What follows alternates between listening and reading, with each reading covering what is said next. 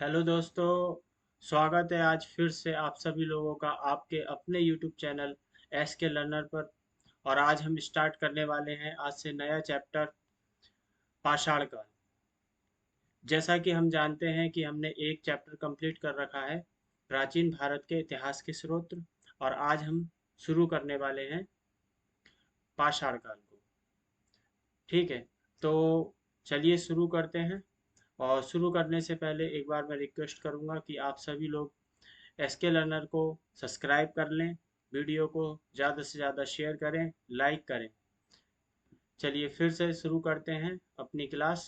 पाषाण काल, पाषाण काल को हम तीन भागों में बांटते हैं।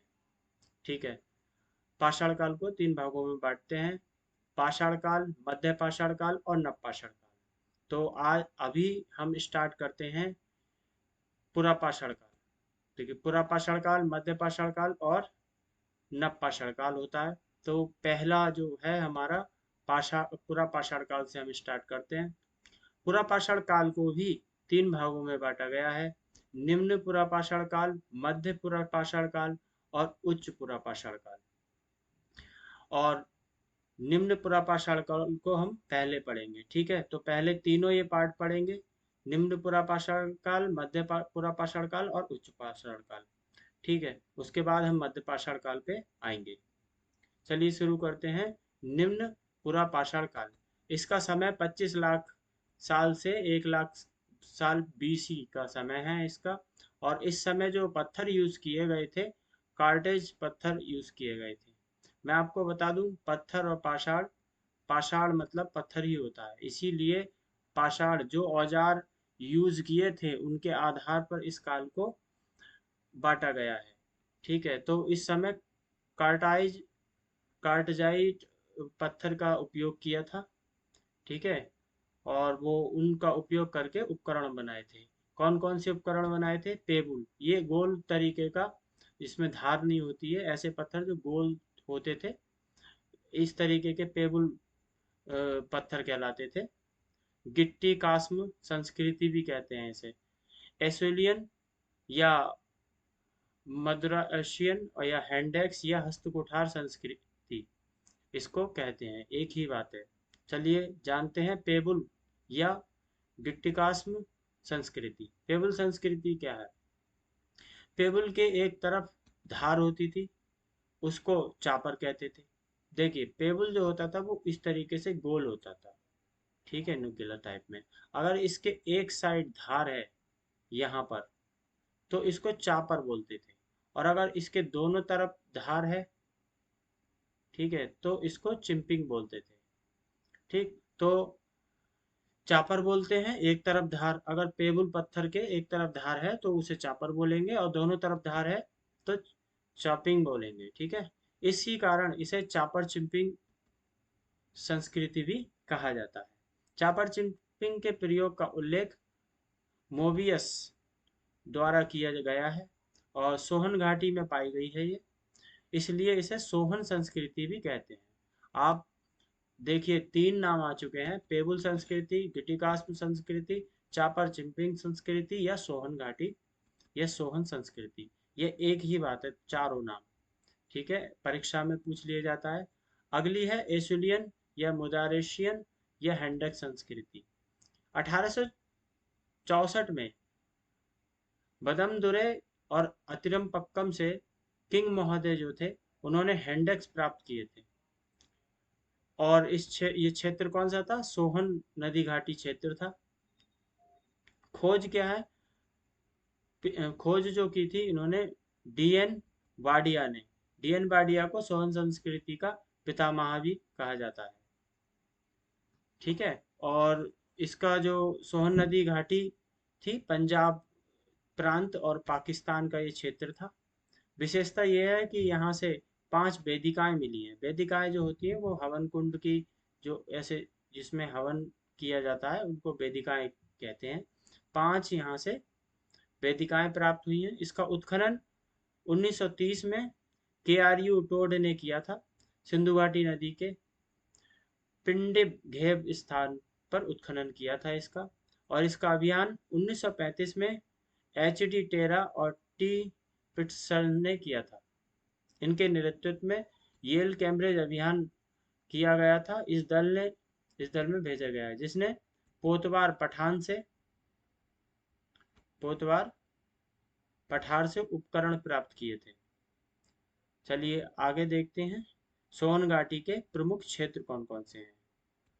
मलकपुर, कलार, चौमुख और चौनतारा। चौनतारा में एक विशेष बात यह है कि चौनतारा जो था वो उत्तर और दक्षिण में, देखिए दो संस्कृति पाई जाती है, एक चापर चिंपिंग जिसे सोनगाती संस्कृति कहते हैं और एक है हैंडेक संस्कृति जो कि दक्षिण में पाई गई है। इनके जो बीच में जो स्थान था चौनतारा था, चौनतारा से दोनों संस्कृतियों के साक्ष्य हमें मिलते हैं। बेलन घाटी क्षेत्र, मिर्जापुर यूपी। यूपी की बात कर लेते हैं, कौन कौन से क्षेत्र हैं इसके। बेलन घाटी क्षेत्र में जो कि मिर्जापुर यूपी में पड़ता है, इसका उत्खनन जी आर शर्मा ने किया था। और नदी कौन सी है, बेलन या टोंस नदी की सहायक नदी है। और लोहदा नाला क्षेत्र से एक हड्डी की बनी मातृ देवी की मूर्ति प्राप्त हुई है जो कि यह प्राचीनतम ज्ञात मूर्ति है। यह वर्तमान में कौशाम्बी के म्यूजियम में रखी हुई है। अगला क्षेत्र है हमारा नर्मदा घाटी क्षेत्र। यह भी सोहन संस्कृति के बारे में बात कर रहे हैं। नर्मदा घाटी जो क्षेत्र है इसका उत्खनन अरुण कुमार सोलंकिया ने 1982 में किया था, हथनौरा एमपी में। वहां से इन्होंने एक खोपड़ी प्राप्त की जो कि मानव जीवाश्म की खोपड़ी है। सबसे प्राचीनतम खोपड़ी है ये, और ये कौन से मानव की खोपड़ी है, होमो इरेक्टस की खोपड़ी है। भारत की प्रागैतिहासिक मानव का प्राचीनतम जीवाश्म है ये, उस चीज का प्राचीनतम जीवाश्म का ये साक्ष्य माना जाता है। भीमबेटका मध्य प्रदेश एमपी में से भी प्रागैतिहासिक काल के उपकरण हमें मिले हैं। जानते हैं अन्य क्षेत्र कौन कौन से जहाँ से सोहन नदी घाटी की हमें साक्ष्य प्राप्त होते हैं। राजस्थान की अगर हम बात करें तो नागौर, कुचामन, डिडवाना, चित्तौड़, अजमेर और जोधपुर से हमें प्राप्त होते हैं। गुजरात में साबरमती से, और महाराष्ट्र में गंगावली या गोदावरी घाटी, और नेवासा या भट्टणे, ये भट्टणे है, भट्टणे, ठीक है, सही कर लेना। उड़ीसा मयूरभंज। अब बात करते हैं एशोलियन संस्कृति। एशोलियन संस्कृति या मद्रासियन या हैंडक संस्कृति जो कि दक्षिण में पाई गई थी। 1863 में रॉबर्ट ब्रूस फूट ने भारत में प्रागैतिहासिक काल के जनक जिन्हें कहा जाता है, इन्होंने ब्रूस फूट ने पल्लवरम मद्रास से 1863 में हैंडक्स प्राप्त किए थे। यह पहले पाषाणकालीन उपकरण थे जो कि इन्होंने प्राप्त किए थे। तमिलनाडु में देखते हैं कौन कौन से क्षेत्र हैं, जैसे कि पलवरम, अतिरपक्कम और मजान कारणम, ये एक ही शब्द है। बदमदुरे, और ये एक ही है, थोड़ा गलत हो गया है, बदमदुरे है। आंध्र प्रदेश में गिद्धनूर, करीमपुर और नेल्लोर। कर्नाटक में होंसिंग, ये है हुनसिंगी, हुनसिंग हुनसिंगी नदी, ठीक है, हुनसिंगी नदी क्षेत्र, हुनसिंगी नदी क्षेत्र में है। आगे बात करते हैं मध्य पुरापाषाण काल की। ये था हमारा पुरापाषाण काल, पुरापाषाण काल का निम्न पुरापाषाण काल। अब बात करते हैं मध्य पुरापाषाण काल की, जो कि 1 लाख से 40,000 बीसी का इसका समय है। उपकरण कौन किस चीज से बने थे इस समय, चार्ट, जैस्पर और फ्लिंट से बने थे। प्रमुख उपकरण फलक, भेदनी और भेदक और खुरचनी। देखिए फलक जो होते थे वो एक चपटे टाइप में होते थे, चपटे टाइप में, ठीक है। और जैस ये जो भेदनी होती थी, भेदनी ये एक नुकीली होती थी, इसे भेदनी बोलते थे, और जानवरों को वो चुभो कर उसका शिकार किया करता था। या भेदक, खुरचनी भी एक टाइप में चपटी होती थी, फलक की अधिकता थी इस समय, इसलिए एच डी सालंकिया ने, जो कि इनका पूरा नाम है हसमुख धीरजलाल सांकलिया, इन्होंने फलक संस्कृति इसको कहा है, मध्य पुरापाषाण काल को। पूर्वी यूरोप में फलक उपकरणों को मुस्तूनी मुस्तूरियन कहा जाता था। जो फलक होते थे ना, इसको मुस्तूरियन कहा जाता था, इसलिए मुस्तूरियन संस्कृति भी इसे कहते हैं। महापाषाण सॉरी, अब बात करते हैं मध्यपुरा पाषाण काल के अन्य क्षेत्र जो हैं। जैसे क्षेत्र बात कर लेते हैं। महाराष्ट्र में नेवासा है। यूपी की बात करें, संगोली, बेसिन घाटी, बेलन घाटी, कालपी। और राजस्थान में डिडवाना, कुचामन और भड़ोच घाटी और लूनी उद्योग प्राप्त होता है। यहाँ से बी एन मिश्रा ने प्राप्त किया था। और बिहार की बात करें तो पलामू और सिंहभूमि, और मध्य प्रदेश में भीमबेटका। इसके बाद उच्च पुरापाषाण काल आता है 40,000 बीसी से 10,000 बीसी। तो इसमें उपकरण किससे बने थे जानते हैं। ब्लेड ब्यूरिन संस्कृति भी कहते हैं, क्योंकि इस समय जो उपकरण थे वो तेज धार के थे। मेडेरियन संस्कृति भी कहते हैं, उपकरण चमकदार थे इस समय और पत्थर से बने थे। यूरोप में मेडेरियन कहा जाता था पत्थरों को, इसलिए मेडेरियन संस्कृति भी कहते हैं। इस काल में बहुप्रयोजनी उपकरण मिले, मतलब तरह तरह के उपकरण इसमें देखने को मिलते हैं। अगला है हड्डी से उपकरण बने थे। देखिए पाषाण इसमें पत्थर से तो थे ही थे, हड्डियों से भी उपकरण हमें प्राप्त हुए हैं। बुद्धिमान जो मानव था, होमोसेपियंस, यहाँ पर हमें देखने को मिलता है। चित्रकारी की बात करें तो हमें भीमबेटका रायसेन एमपी से मिलती है, जो कि चित्रकारी के प्राचीनतम प्रमाण माने जाते हैं। और इसकी खोज बी एस वाणंकर ने की थी। रेणुगुंटा आंध्र प्रदेश से, पटने पटने महाराष्ट्र, मध्य महाराष्ट्र, और बांदा यूपी से शुतुरमुर्ग के अंडे के छिलके पर चित्रकारी हमें देखने को मिली है। रेणुगुंटा आंध्र प्रदेश से ये इसका क्षेत्र है, और दूसरा यहाँ पर चित्रकारी मिलती है रेणुगुंटा से, और पटने और बांदा यूपी से अंडे के छिलके पर चित्रकारी मिली है। अब बात करते हैं हम पुरापाषाण काल के बाद मध्य पुरापाषाण काल के क्षेत्र की। तो इसी की बात कर रहे हैं अभी। तो इसमें देखिए फलक, बेदनी और बेधक, खुरचनी ये भी यूज करते थे। डी एस सालंकिया ने इनको फलक संस्कृति कहा है, ये डबल हो गया है इसलिए। ठीक है, आगे बढ़ते हैं। अब आती है हमारी उच्च पुरापाषाण काल, जो कि हाँ अच्छा ये माफी चाहते हैं, डबल हो गया है इसलिए। राजस्थान ये है, यहाँ से करना है हमें। और राजस्थान ये हमने पढ़ दिया था। महाराष्ट्र पटने और बांदा उत्तर प्रदेश से शुतुरमुर्ग के छिलकों पर चित्रकारी मिली है। अब आता है अगला, राजस्थान से बात करें तो बागौर, तिलवाड़ा, बैराठ जिसे विराटनगर कहते थे, हरसौरा, और आंध्र प्रदेश में कुर्नूल करनूल की गुफाएं जो हैं वहां से प्राप्त होती है। पुरापाषाण काल की विशेषता क्या है। ये तीनों पुरापाषाण काल हो गए। तो इनकी विशेषता ये है कि इस समय आर्किटेक्ट था जीवन इसका, मतलब लोग शिकार करते थे, शिकार करके अपने जीवन यापन किया करते थे। पूरी तरह प्रकृति पर निर्भर था मानव।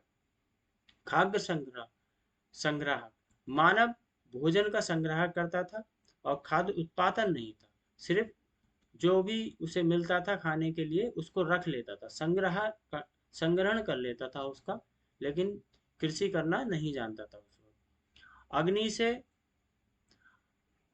अज्ञानता, इस समय अग्नि से परिचित नहीं था।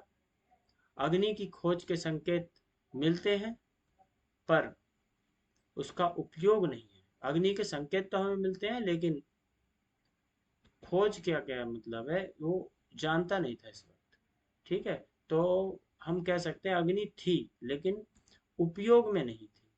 कृषि और पशुपालन के हम की बात करें तो इस वक्त कृषि और पशुपालन दोनों से वो अपरिचित था। आग, कृषि, पशुपालन, खाद्य संग्राहक था सिर्फ। मृदभांड की बात करें तो मिट्टी के बर्तन बनाने का ज्ञान भी नहीं था इस समय। मध्य पाषाण काल की बात करते हैं अब, पूरा पाषाण काल के बाद, जो कि 10,000 ईसा पूर्व से 6,000 ईसा पूर्व के बीच का समय है इसका। इसकी खोज सर्वप्रथम 1867 में सी एल कैलाइल ने की थी। विंध्यन क्षेत्र से इस समय के उपकरण खोजे थे इन्होंने। इसको संक्रमण काल कहा गया है, मतलब पूरा पाषाण पूरा पाषाण काल और नव पाषाण काल के बीच का समय काल है ये, इसलिए संक्रमण काल माना जाता है ये। और इसे इंग्लिश में माइक्रोलिथिक, मतलब सूक्ष्म पाषाण उपकरण हमें मिले हैं यहाँ से, जो कि बहुत छोटे होते थे, इसलिए इन्हें माइक्रोलिथिक भी कहा जाता है इन छोटे उपकरणों को। उपकरण मुख्यतः ज्यामितीय आकार के बने होते थे, और उपकरण के निर्माण में काटाइज और जैस्पर, फ्लिंट, चार्ट ऐसे पत्थरों का उपयोग किया गया था। बात करें आगे तो तीर कमान का विकास की, तो इस समय पहली बार तीर कमान का निर्माण किया गया था, शुरू किया गया था। और पर्यावरणीय परिवर्तन की बात करें तो जलवायु में इस समय परिवर्तन हुआ, तापमान बढ़ा, वर्षा और वनस्पति में वृद्धि हुई तापमान बढ़ने से, और जल स्तर बढ़ गया था, क्योंकि बर्फ पिघलेगी तो जल स्तर बढ़ेगा और पानी उपलब्ध होगा, उससे वनस्पतियां उगेंगी। इस समय के मध्य पाषाण काल के प्रमुख अगर स्थल बात करें तो राजस्थान में बागौर, जैसे कि भिलवाड़ा, तिलवाड़ा और सोजत पाली। मध्य प्रदेश में आदमगढ़, भीमबेटका। उत्तर प्रदेश में चौपानी मांडो, लेखिया, लहुरा देव, मोरहना पहाड़ और सराय नहर राय और मेहदहा और दमदमा, ये उत्तर प्रदेश के स्थल हैं। अक्सर यहाँ से क्वेश्चन पूछ लिया जाता है। और पश्चिमी बंगाल वीरभानपुर, उड़ीसा में कुचाई, सुंदरगढ़ और मयूरभंज, ये केंझर, बिहार में पैसरा या फिर मुंगेर कह सकते हैं। मध्य पाषाण काल के अन्य प्रमुख स्थल कौन से हैं? महाराष्ट्र की बात करें तो पटने, कर्नाटक में संगनकल्लू, जलहल्ली, आंध्र प्रदेश में नागार्जुनकोंडा, दिगलूर, रेनीगुंटा, और गुजरात में लंगनाज। अब इन जो स्थल हैं इनकी विस्तृत रूप से बात करते हैं। बागौर भिलवाड़ा राजस्थान, ये टिला है, इसलिए महासतियों का टिला भी कहा जाता है इसे। और कोठारी नदी के तट पर ये स्थित है बागौर। उत्खनन करता जो है बीएन मिश्र हैं, और एलएस लेस्निक हैं, जो कि जर्मन के थे। इस समय की विशेषता अगर बात करें तो भारत में पशुपालन के प्राचीनतम साक्ष्य हमें देखने को मिलते हैं, जो कि आदमगढ़ के साक्ष्य हैं। भारत के सभी पाषाणकालीन स्थल में सबसे बड़ा और संपन्न स्थल ये था। कौन सा? बागौर। बागौर क्या था? भारत का पाषाणकालीन में सबसे बड़ा और संपन्न स्थल था। आदिम संस्कृति का संग्रहालय भी कहा जाता है इसे। और यहाँ से मानव प्राप्त के कंकाल के गले में हड्डी के आभूषण, उपकरण पहने हुए के प्रमाण मिलते हैं मानव कंकाल के। अगला है हमारा आदमगढ़ या होशंगाबाद या नर्मदापुरम, या फिर हम कह सकते ये मध्य प्रदेश में। इसकी विशेषता यह है कि बागौर के साथ यहाँ से पशुपालन के सबसे प्राचीनतम प्रमाण मिलते हैं। बागौर में तो मिलते ही हैं, और यहाँ से भी सबसे प्राचीनतम प्रमाण मिलते हैं आदमगढ़ से, जो कि लगभग 25,000 माइक्रोलिथिक सूक्ष्म पाषाण काल उपकरण मिले हैं। 25,000 यहाँ से। भीमबेटका की बात करें, रायसेन मध्य प्रदेश में है ये। खोजकर्ता इसके BS वाणंकर हैं, जो कि इसकी विशेषता ये है इस स्थान की गुफा चित्रकारी, शैल चित्रकारी, हमें इसके प्राचीनतम प्रमाण यहाँ से हमें मिलते हैं। चित्रों में पुरुष को शिकार करते हुए, मतलब आर्केटर करते हुए, और महिलाओं को चक्की पीसते हुए सामूहिक भोजन बनाते हुए दर्शाया गया है। लगभग 29 प्राणियों जंतुओं का चित्रांकन हमें यहाँ से मिलता है। यहाँ से गणेश जी गणपति जैसा दिखने वाला प्राचीनतम चित्र हमें मिला है। उत्तर प्रदेश के अगर प्रमुख स्थलों की बात करें तो चौपानी मांडू, ये इसकी विशेषता ये है कि विश्व और भारत में सबसे प्राचीनतम, मतलब पूरे विश्व में प्राचीनतम जो मृतभांड है, मिट्टी के बर्तन, उनके साक्ष्य हमें यहाँ से मिलते हैं। और यहाँ से अंडाकार झोपड़ी या बस्ती के अवशेष हमें यहाँ से मिलते हैं चौपानी मांडू से। लेखिया उत्तर प्रदेश से शैलाश्रयों के से सर्वाधिक मानव कंकाल 17 से 27 कंकाल हमें यहाँ से प्राप्त हुए हैं। लहोरा देव की बात करें, जिसे संत कबीर नगर उत्तर प्रदेश में है, ये विशेषता इसकी है उपमहाद्वीप में कृषि के सबसे प्राचीनतम प्रमाण यहाँ से मिलते हैं, जो कि 8000 से 9000 ईसा पूर्व के हैं। और जो साक्ष्य हैं वो धान के चावल के साक्ष्य हैं। नोट करने वाली बात इसमें यह है कि नवीन खोजों के अनुसार लहुरा देव उत्तर सही माना जाएगा, क्योंकि कहीं और भी साक्ष्य हमें मिलेंगे। तो अगर लहुरा देव है तो ये बिल्कुल सही है। पुरानी किताबों में मेहड़ मेहड़गढ़ था। अब जो नई खोज हुई है वो लहुरा देव के लिए सही है, तो इसको आप जरूर याद रखिएगा, ठीक है। सराय नहर, प्रतापगढ़, उत्तर प्रदेश। केसी ओझा ने उत्खनन किया यहाँ पर। विशेषता यह है तीर कमान के लिए हुए मानव आकृतियों के चित्र प्रमाण यहाँ से मिलते हैं। गर्त चूल्हे के साक्ष्य यहाँ से मिलते हैं। और मानवीय आक्रमण, युद्ध या सती प्रथा युगल समाधि के हम कह सकते हैं कि यहाँ आक्रमण की साक्ष्य और सती या युगल, सती प्रथा तो हम नहीं कह सकते क्योंकि कुछ भी हो सकता है, तो हम युगल समाधान कहना उचित रहेगा। उसके हमें प्रमाण देखने को मिलते हैं। कंकालों में तीर धसे होने के साक्ष्य हैं, इसलिए हम आक्रमण शब्द यूज करते हैं या युद्ध। महदहा प्रतापगढ़ उत्तर प्रदेश से अस्थि पंजर प्राप्त हुई है। सर्वप्रथम मानव अस्थि पंजर का स्पष्ट प्रमाण यहाँ से हमें देखने को मिलता है। सिलवट्टे के साक्ष्य हमें यहाँ से मिलते हैं। सिलवट्टे जो अनाज पीसने का पत्थर होता था, उस पर लोग यहाँ के निर्भर रहते होंगे। मानव की निर्भरता केवल मांस पर न रहकर अनाज पर बढ़ने लगी, इस चीज के यहाँ से साक्ष्य हमें देखने को मिलते हैं। अगला बात करें दमदमा का, तो दमदमा उत्तर प्रदेश, गर्तावास व चूल्हे, यहाँ से बड़ी संख्या में स्तंभ गर्त या गर्त चूल्हे हमें यहाँ से मिले हैं। और यहाँ से 41 मानव समाधान कंकाल मिले हैं। युगल समाधान भी हमें मिले हैं, 3 युगल समाधान मिले हैं। 2 सवनों को, युगल का मतलब है 2 लोगों को एक साथ दफनाना। एक ही कब्र में 3 कंकाल भी यहाँ से मिले हैं दमदमा से। आप याद कर सकते हैं, एक कब्र में 3 लोग होंगे तो दम घुटेगा। तो दमदमा प्रतापगढ़ उत्तर प्रदेश से आप यहाँ ये याद कर सकते हैं। लंगनाज से बात करें तो मानव कंकाल, यहाँ से 14 मानव कंकाल मिले हैं। विशेष वस्तु तावे का एक चाकू प्राप्त होता है यहाँ से। और पशुओं के अवशेष की बात करें तो बड़ी संख्या में पशुओं की जली हुई हड्डियां यहाँ से मिली है। मध्य पाषाण काल की विशेषताओं की बात करें तो अंतिम संस्कार यहाँ से हमें देखने को मिलता है। अंत्येष्टि या समाधान समाधान की प्रक्रिया प्रारंभ हो गई थी, इसका साक्ष्य यहाँ से मिलता है। कब्रों में मृतकों के साथ दैनिक उपयोग में की गई सामग्रियां, हथियार, आभूषण आदि दफनाने की परंपरा हमें यहाँ से देखने को मिलती है। गुफा चित्रकारी की बात करें तो इस काल में शैलाश्रय और गुफा चित्रकारी का सर्वाधिक विकास हमें देखने को मिलता है, जो कि इसका बेस्ट उदाहरण है भीमबेटका का। खान पान में बदलाव के साक्ष्य यहाँ से मिले हैं।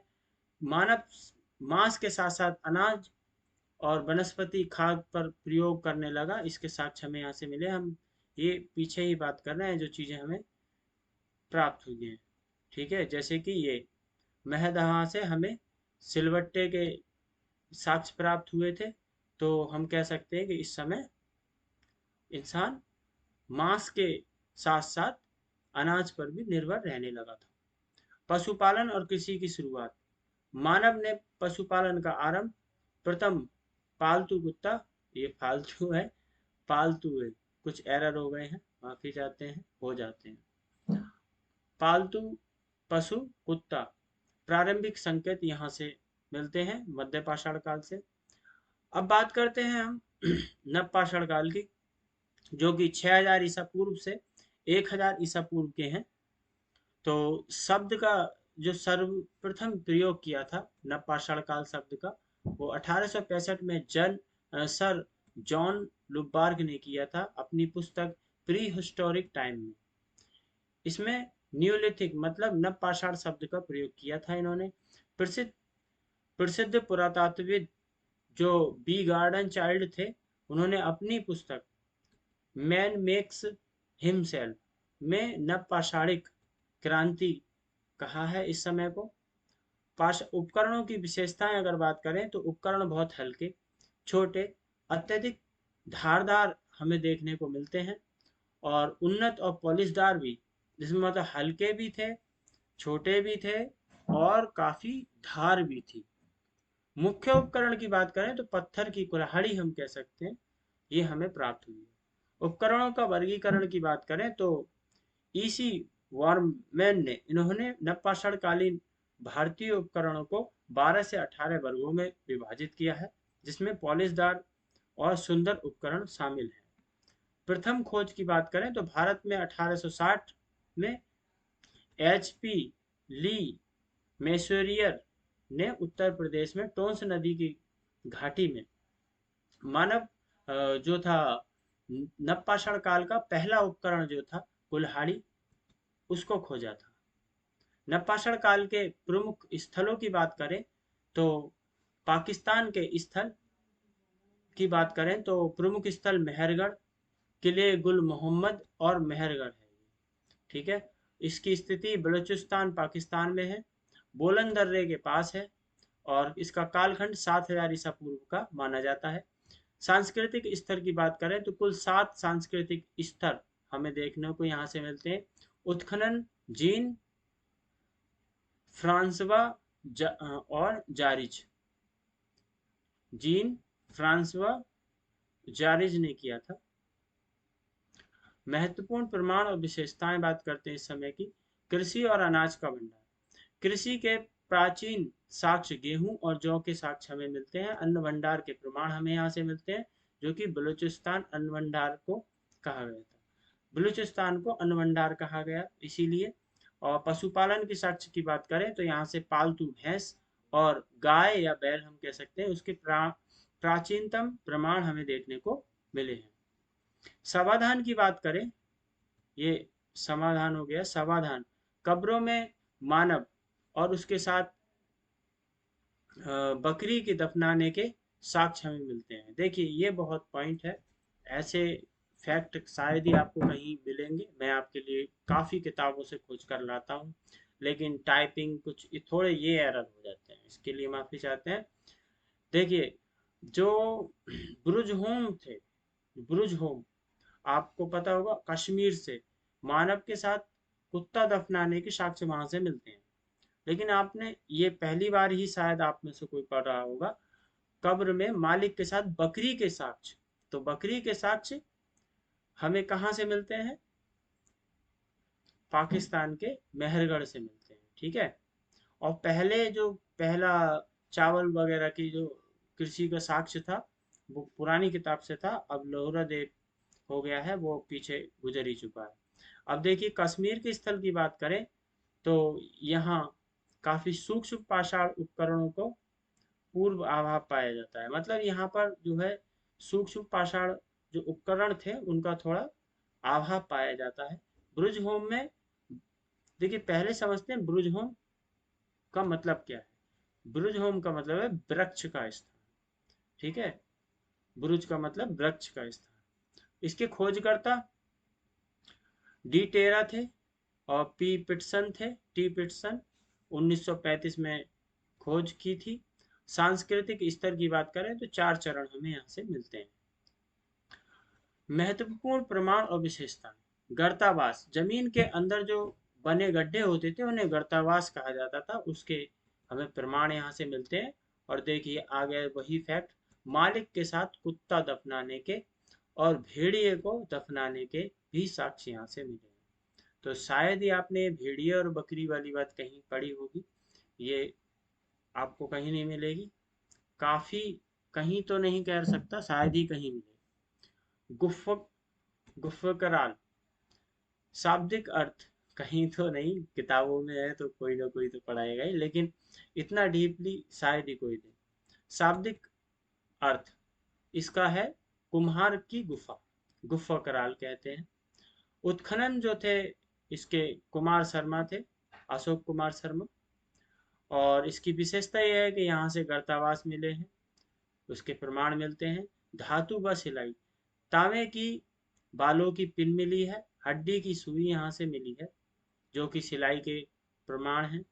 कृषि व पशुपालन की बात करें तो गेहूं, जौ और मसूर की दाल जो होती है, मसूर, उसकी खेती और पशुपालन के साक्ष्य यहाँ से मिलते हैं।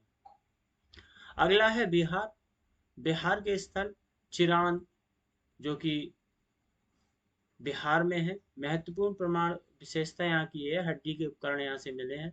भारत में बुर्ज होम के बाद अत्यधिक मात्रा में जो हड्डी के उपकरण मिले हैं वो हमें चिरांद से मिले हैं।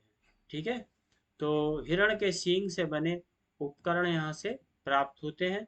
और मछली पकड़ने का जो कांटा होता है वो भी यहाँ से मिला है। और गर्त चूल्हे यहाँ से मिले हैं, विशाल मिट्टी के गर्त चूल्हे।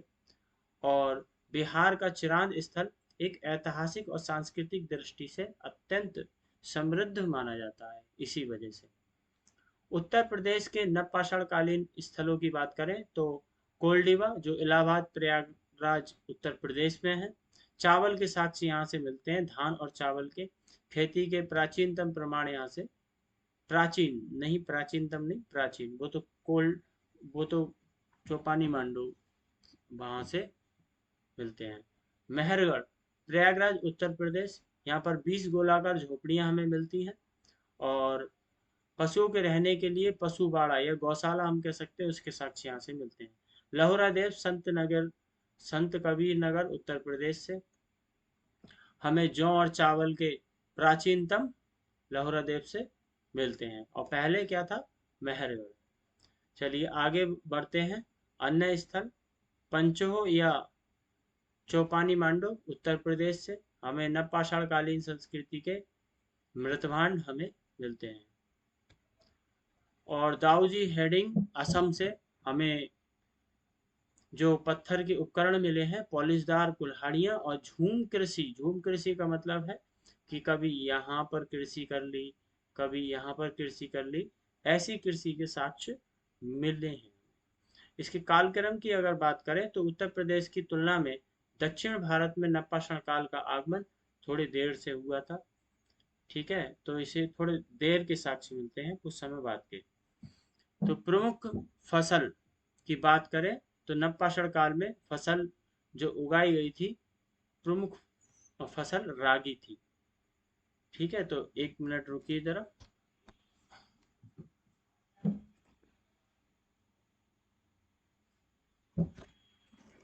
सर्वाधिक स्थल दक्षिण भारत में, सर्वाधिक स्थल कर्नाटक से प्राप्त हुए हैं हमें। कर्नाटक के प्रमुख स्थल की बात करें, संगनकल्लू, जहां से हमें भस्म के टीले मिले हैं। ये क्वेश्चन इंपोर्टेंट है और सभी इंपोर्टेंट है वैसे। सामूहिक भोज के साक्ष्य हमें यहाँ से मिलते हैं। पिकली हल से अगर बात करें तो भस्म के टीले और पशुपालन बस्तियों के अवशेष यहाँ से मिलते हैं। कुपगल की बात करें, भस्म के टीले के साक्ष्य मिलते हैं यहाँ से। बुधिहाल की बात करें तो सामूहिक भोज की यहाँ से प्रमाण मिलते हैं। 10 शिशु मतलब छोटे बच्चों के कंकाल हमें यहाँ से मिले हैं। हल्लूर, यहाँ से सुपारी और रागी के प्राचीनतम साक्ष्य हमें मिलते हैं। अन्य जो स्थल हैं कर्नाटक के वो है ब्रह्मगिरी, मास्की, कोडेकल और टेक्कलकोट्टा। आंध्र प्रदेश के स्थल की बात करें तो नागार्जुन कोंडा, पुत्तनूर, पलवाय और सिंगनपल्ली। तमिलनाडु के स्थल की बात करें तो पयमपल्ली, यहाँ से कपड़ा बुनाई और अनाजों के साक्ष्य मिले हैं, रागी और कुल्थी। ठीक है, भस्म टीले भी यहाँ से मिलते हैं। क्या नवपाषाण काल में मवेशियों, गायों और बैलों के गोबर की जगह इकट्ठा करके उत्सवों के समय आग लगा दी जाती थी, जिससे राख के बड़े टीले बन जाते थे। संभवतः ऐसा हो सकता है। तो यहाँ पर भस्म टीले जो मिले हैं, तो हो सकता है ऐसा होता हो, क्योंकि गोबर इकट्ठा करके उसमें आग तो लगाई गई थी, लेकिन उसका कारण क्या है ये नहीं पता। सर्वाधिक सर्वप्रथम जो खोज की थी इसकी भस्म टिलों की, वो टीजे न्यूवोल्ट ने की थी। इन्होंने कुपगल कर्नाटक में की थी ये। और भस्मटिला स्थल पिकलीहल, संगनकल्लू, कुपगल, बुदिहाल, मास्की और ब्रह्मगिरी, उतनूर, यहाँ से हमें भस्मटिले मिलते हैं, जो कि कर्नाटक और आंध्र प्रदेश के स्थल हैं। आंध्र प्रदेश की बात करें तो उतनूर, पलवाय, नागार्जुनकोंडा और सिंगनपल्ली जो हम देख चुके हैं। नपाषाण काल की संस्कृति की बात करें तो पशुपालन एवं ग्रामीण स्तर पशुपालन की बात करें तो पशुओं को पालतू बनाना और व्यापक रूप से प्रचलित हो गया था इस समय नपाषाण काल में। और मानव का जो जीवन था वो स्थायी हो गया था। ग्रामीण बस्तियों का विकास हुआ था इस समय। और कृषि विस्तार एवं खान पान की बात करें तो कृषि का कार्य विस्तार हुआ, उत्पादन बढ़ा था उस समय। परिमाणता की मांस पर निर्भरता घट गई थी, लोगों की अनाज खाने लगे थे इसलिए। वनस्पतियों का आहार बढ़ता गया। और अगर तकनीक की बात करें तो पहिए का आविष्कार नवपाषाण काल में हुआ। परिवहन और मृतभांड बर्तन बनाने का साक्ष्य हमें मिलता है। मृतभांड हमें चाक का प्रयोग यहाँ से देखने को मिलता है। नाव का निर्माण भी हमें परिवहन में नौका बनाने की तकनीक भी यहाँ से देखने को मिलती है। अब बात करेंगे हम ताम्रपाषाण संस्कृति की। तो चलिए, कैसा लगा ये आपको? जो पाषाण काल था हमने ये कंप्लीट कर दिया है। ठीक है। पुरा पाषाण काल, मध्य पाषाण काल और नवपाषाण काल। एक बार मैं दोबारा बता दूं तो पुरा पाषाण काल को 3 भागों में बांटा गया है। निम्न पुरा पाषाण काल, मध्य पुरा पाषाण काल और उच्च पुरा पाषाण काल। ठीक है। उसके बाद आता है मध्य पाषाण काल और फिर नवपाषाण काल। ठीक। तो ये क्लास कंप्लीट हो चुकी है पाषाण काल पे। अगली जो हम क्लास करेंगे वो ताम्र पाषाण काल पर बनाएंगे। ठीक है। तो हमारे इस चैनल को सब्सक्राइब कर लीजिएगा आप लोग, और लाइक कर लीजिएगा। बहुत सारे लोग इस वीडियो को देख रहे हैं लेकिन लाइक नहीं कर रहे हैं, ये थोड़ा सही नहीं है। आप लोगों का सपोर्ट हमें चाहिए। ठीक है। तो आपके लिए वीडियो बनाते रहेंगे। मैं बिना टाइम वेस्ट करे सीधे आपकी क्लास लेता हूँ। ऐसा नहीं कि बीच बीच में बहुत ज़्यादा टाइम वेस्ट करता हूँ। तो मैं आपका ख्याल रख रहा हूँ, इसलिए आप मेरा ख्याल रखिए, अपने चैनल का ख्याल रखिए। अगर आप लाइक करेंगे, इसको शेयर करेंगे तो मुझे उत्साह मिलेगा और मैं आपकी अच्छे से मदद कर पाऊँगा। तब तक के लिए नमस्कार, मिलते हैं अगली वीडियो में।